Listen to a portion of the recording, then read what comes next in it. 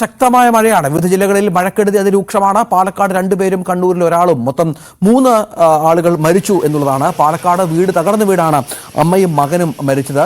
കണ്ണമ്പ്ര കൊട്ടേക്കാട് സ്വദേശികളായ സുലോചന, മകൻ രഞ്ജിത്ത് എന്നിവരാണ് മരിച്ചത്. കണ്ണൂർ മട്ടന്നൂർ കോളാരി കുംഭംമൂലയിൽ വെള്ളക്കെട്ടിൽ വീണ് വീട്ടമ്മ മരിച്ചു. കോളാരിയിലെ കുഞ്ഞാമിനിയാണ് മരിച്ചത്. ഇന്നലെ വൈകിട്ടാണ് അപകടമുണ്ടായത്. ആലപ്പുഴ എടത്തുവായിൽ ആഞ്ഞിലിമരം വീട് തകർന്നു. തലവടി സ്വദേശി ബാലന്റെ വീടാണ് തകർന്നത്. ശക്തിയായിട്ടൊരു കാറ്റ് വന്ന് മരം വീണ് ഞാൻ ശബ്ദം കേട്ട് കുഞ്ഞുങ്ങളെ ഞാനും കൂടെ കിടക്കുന്നിടത്തായിരുന്നു. കേട്ട് ചാടി എഴുന്നേറ്റ് കൊച്ചുങ്ങളെ എടുത്തോണ്ട് ഓടുമായിരുന്നു. എന്നാലും കുഞ്ഞുങ്ങളുടെ ദേഹത്തൊക്കെ കല്ലും മണ്ണും ഒക്കെ വീണു. എന്നാലും എടുത്തോണ്ട് ഓടി. ഒന്നും പറ്റിയില്ല, ആപത്തിനൊന്നും പറ്റിയില്ല. ഇവിടെ ഒന്നും പറ്റാതെ എടുത്തടുത്ത മുറിയിലോട്ട് ഓടുമായിരുന്നു. മുറിയെല്ലാം പോയി കിടക്കുക. ഇടുക്കി ഉടുമ്പൻചോല മണത്തോട്ടിൽ മരം വീണ് വീട് ഭാഗികമായി തകർന്നു. മണത്തോട് സ്വദേശി സുരേഷിന്റെ വീടാണ് തകർന്നത്.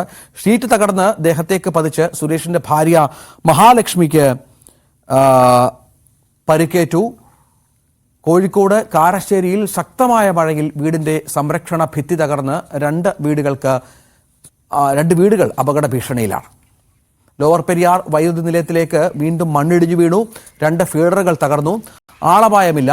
കോഴിക്കോട് ഇരുവഴഞ്ഞിപ്പുഴയിൽ ഇന്നലെ രാത്രി 7 മണിയോടെ ശക്തമായ മലവെള്ളപ്പാച്ചിൽ ഉണ്ടായി.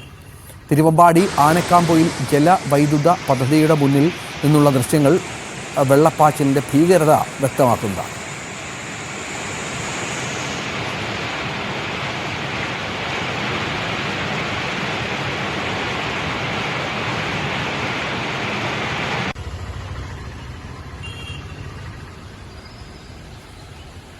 ഇരുവഴിഞ്ഞിപ്പുഴയും ചെറുപുഴയും കരകവിഞ്ഞ് ഒഴുകുകയാണ്. റോഡിൽ വെള്ളം കയറിയതിനെ തുടർന്ന്